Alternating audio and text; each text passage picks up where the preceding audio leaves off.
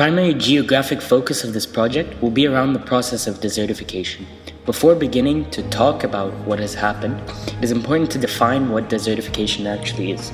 And as the name implies, it simply means the process by which an area or region of fertile land transforms from this fertile land into a desert. There are two primary ways in which this can occur. The first is the natural process, which can happen over time and degrade the land, but the second and more prominent is human-influenced desertification, by which humans have treated the land in an improper way by over-farming or overgrazing or in other means, which can lead, and far more rapidly than the natural process, to barren and infertile land that becomes a desert.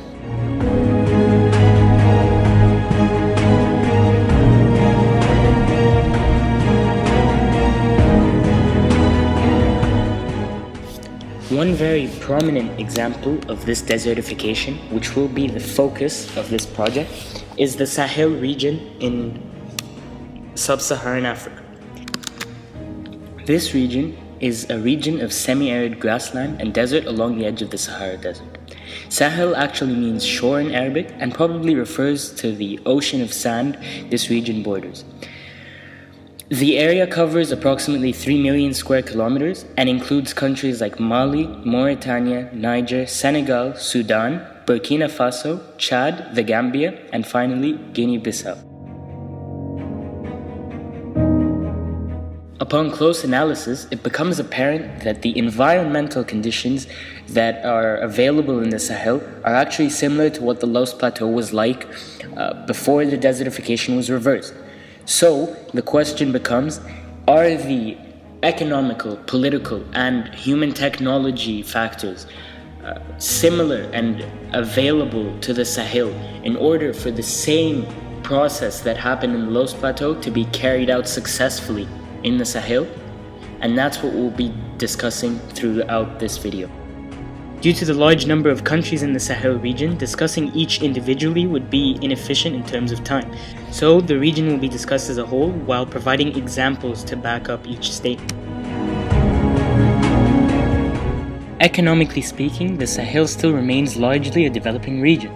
Not much money is available due to political instability, lack of domestic product for export, and unavailability or misuse of natural resources in the region by both internal and external parties. As a result of this, the kind of funds required to start up an effort in the region for environmental rehabilitation are scarce and unavailable. The obvious solution to this lies within taking loans from external parties, other countries, or the World Bank. However, this solution brings up a lot of fear, both from residents within the Sahel who are alarmed by external influences providing money and reluctant to accept this for fear of the fine print, while fear from the providing faction is that these funds will be misused or misemployed by the militias and unjust political parties governing the region. Which rapidly brings me to my next point, the politics of the region. Generally speaking, corrupt governments and militia organized crime are commonplace in the Sahel. Many countries are politically dishonest, some bordering on criminal, and some of which are definitely pressured by external influences of other countries or organizations, such as the Sudan. Other countries are extremely unstable, having just recovered from revolutions or military coups, such as Algeria and Mali. In this case, ensuring that the aforementioned funds are properly employed, the most successful method in ensuring this has been by providing UN sanctions and sending UN observer members to follow up on the use of provided funds, as this method was very successful in South Africa at the end of the 20th century. Impact of human technology in rehabilitating and restoring the area will have a strong positive impact. In the Los Plateau, a large part of the success was attributed to this. In terms of the Sahel, the technology can be used both in the process of working the land itself, such as machines and harvesting tools that can help with the planting and other processes. In addition to this, technology such as GIS can be used to make a detailed analysis of the land and geological landforms in order to determine the effects of the environmental factors and help to understand the growth and shrinking process of the Sahel. And finally, in order to determine the most effective times and spots in which to begin these changes. Finally, technology can be used as a tool to help educate and influence people in order to get rid of old myths and habits, like in the Los Plateau, and use the most effective and recent scientific methods to make the rehabilitation process swift, rapid, and efficient.